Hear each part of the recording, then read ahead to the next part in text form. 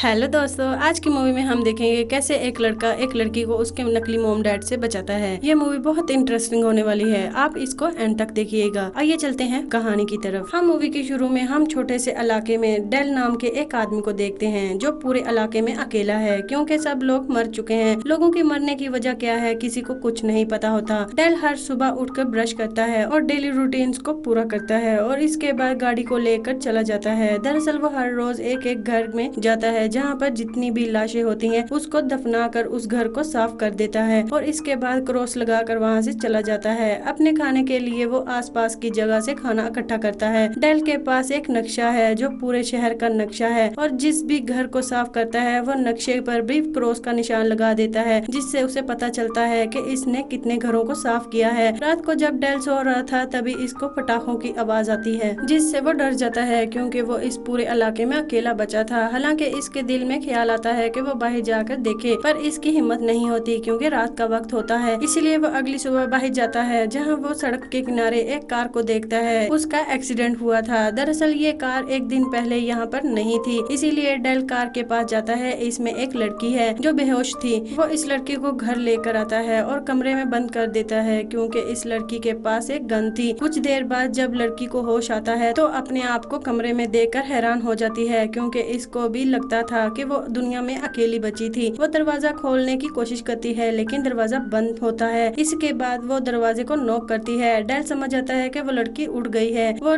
दरवाजे के पास आता है और लड़की से पूछता है कि तुम अकेली हो। वो कहती है कि मैं पिछले कई दिनों से अकेली हूँ, इसीलिए लगातार मैं सफर कर रही थी। डेल पूछता है कि तुम्हारे पास गन कहाँ से आई। वो कहती है कि गन मुझे रास्ते में मिली थी, मैंने अपनी हिफाजत के लिए अपने पास रख ली थी। डेल दरवाजा खोल देता है लेकिन वो कहता है कि तुम यहाँ पर नहीं रह सकती। दरअसल डेल इस लड़की को अपने साथ नहीं रखना चाहता था, इसीलिए वो लड़की को बाहर आने के लिए कहता है। इसकी गाड़ी की चाबी इसको देता है और कहता है कि तुम यहाँ से चली जाओ। वो लड़की कहती है कि मेरा नाम ग्रीस है, मैं नहीं जानती कि मुझे कहाँ जाना चाहिए, मैं तुम्हारे साथ रहना चाहती हूँ। लेकिन इसकी बात का वो कोई जवाब नहीं देता और वहाँ से चला जाता है। डेल एक लाइब्रेरी में जाता है जहाँ पर वो रहता है। दरअसल ग्रीस को जिस घर में लेकर गया था वो इसका घर नहीं था, वो यहाँ लाइब्रेरी में रहता था। ग्रीस भी इसका पीछा करती हुई यहाँ पर पहुँच जाती है लेकिन वो ग्रीस को देखकर कुछ नहीं कहता बल्कि इसको कुछ खाने के लिए कुछ खाना देता है। खाना खाते हुए ग्रीस इससे पूछती है कि तुम्हारे चारों तरफ डेड बॉडीज है, ये पूरा शहर खत्म हो गया है, क्या तुम्हें अकेले रहते हुए अजीब नहीं लगता। डेल को इसकी ये बात अच्छी नहीं लगती। वो कहता है कि पहले इस शहर में 1600 लोग रहते थे लेकिन तब भी मैं अकेला ही था, इसीलिए मुझे किसी के होने या न होने से कोई फर्क नहीं पड़ता। और ये कहकर वहाँ से उठकर चला जाता है। इसका रवैया बहुत सख्त होता है, इसीलिए ग्रीस फैसला करती है कि वो डेल के साथ नहीं रहेगी। वो अपनी गाड़ी में जाती है और यहाँ से जाने ही वाली होती है कि तभी डेल आ जाता है। डेल को अपनी गलती का एहसास था। वो ग्रीस से कहता है कि तुम यहाँ मेरे साथ रह सकती हो। ग्रीस भी वहाँ रुकने का फैसला कर लेती है जिसके बाद डेल इसको बताता है कैसे मैं रोज एक घर में जाता हूँ जिस घर को वो साफ करता है और इस घर में जितनी भी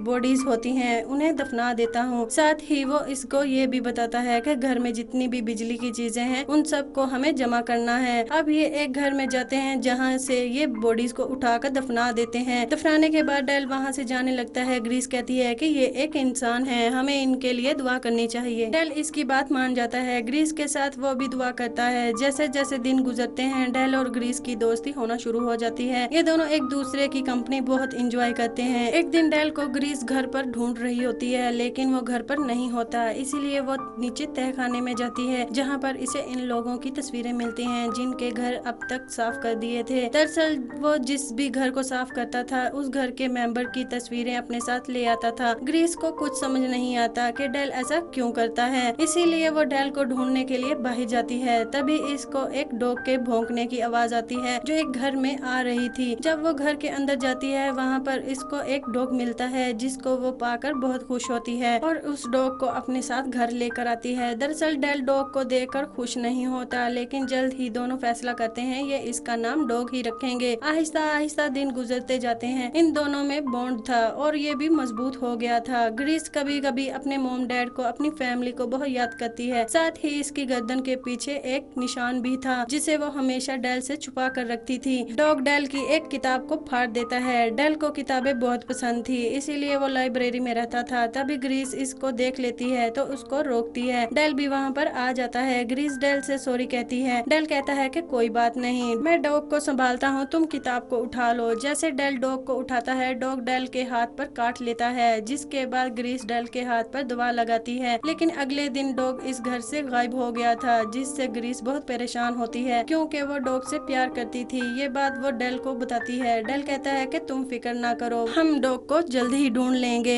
इसके बाद ये डॉग को ढूंढना शुरू कर देते हैं, लेकिन ज्यादा देर तक ढूंढने के बाद डॉग उनको नहीं मिलता। अब ग्रीस समझ जाती है कि डेल ने डॉग को मार दिया है, इसीलिए वह बहुत ज्यादा ड्रिंक कर लेती है और नीचे तय खाने से तस्वीरें लाती है और डेल को देकर कहती है कि तुम इन लोगों की तस्वीरें क्यों लाते हो, जिन लोगों के घर की सफाई करते हो। तुम तो इन लोगों को जानते भी नहीं और ना ही इन लोगों की तुम्हारे दिल में कोई जज्बात हैं और तुम तो उनको मुर्दा लाशें समझते हो, इसीलिए उनको दफनाने के बाद कभी इनके लिए ना तुमने दुआ करते हो। डेल कहता है कि मैं हमेशा से ऐसा नहीं था, मेरी भी एक फैमिली थी। इसके बाद वो यहाँ से चला जाता है। डेल को एहसास होता है अब तक जो भी इसका रवैया था गलत था, इसीलिए ग्रीस को एक ग्रीन हाउस लेकर जाता है। यहाँ आने के बाद ग्रीस को बहुत अच्छा लगता है। ग्रीस भी अब डेल को माफ कर देती है क्योंकि वो जानती है कि जो कुछ इसके साथ हुआ होगा इसकी वजह से वो पूरी तरह से बदल गया था। अगले दिन हर रोज की तरह हर घर को ये साफ करने के लिए चले जाते हैं, लेकिन अब ये अलग अलग घरों को साफ करते हैं। इनके पास अब वॉकी टॉकी थी, जिससे ये